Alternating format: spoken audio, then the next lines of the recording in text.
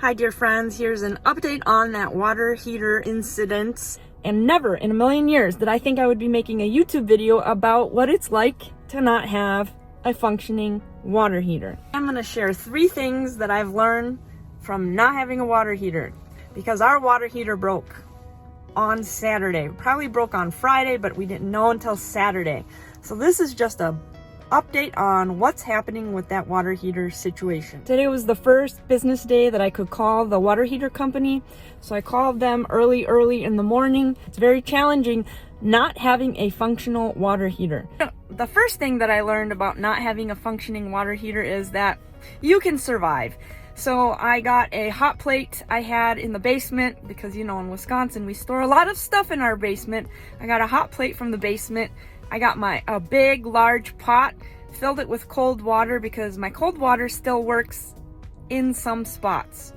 So I filled it with cold water and then I heat it up, boil it, and then I am able to wash my dishes, take a bath, do laundry, and so on, using the stove and my hot plate in my bathroom, which sounds very odd, but that's what I'm doing so that I don't have to carry a big heavy hot pot of water throughout the house. The second thing I've learned from not having a functioning water heater is that not every one of my spigots or faucets in my house functions, because if it is a blended where it gives a ratio of cold and hot, you can adjust hot and cold on one valve.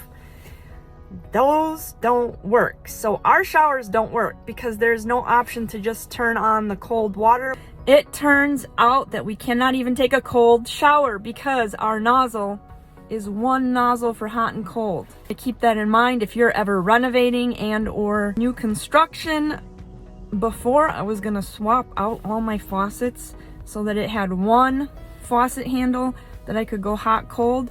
Now I understand that the 2 faucet option, one for cold and one for hot, is a much better option when your water heater goes out, because at least I can get cold water. The third thing I learned from having my water heater go down is that my dishwasher does not work.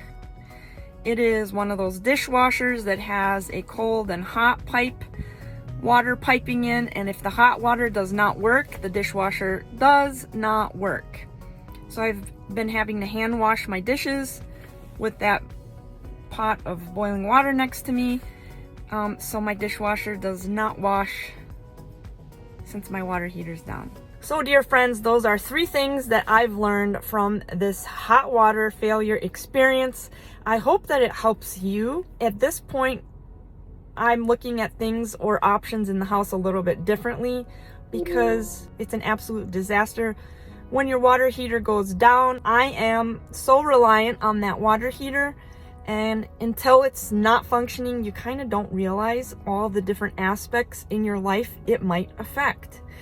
So the water heater is getting replaced tomorrow morning, early tomorrow morning. It is under warranty, so thankfully my hot water heater is under warranty. The bad news is that I have to pay for installation. And installation went up from $600, which on March 17th, 2020, I paid $600 to install a faulty water heater, my first faulty water heater. For this second faulty water heater, it's under warranty, so I don't have to pay for the water heater, but I do have to pay for labor, which they are charging me $850.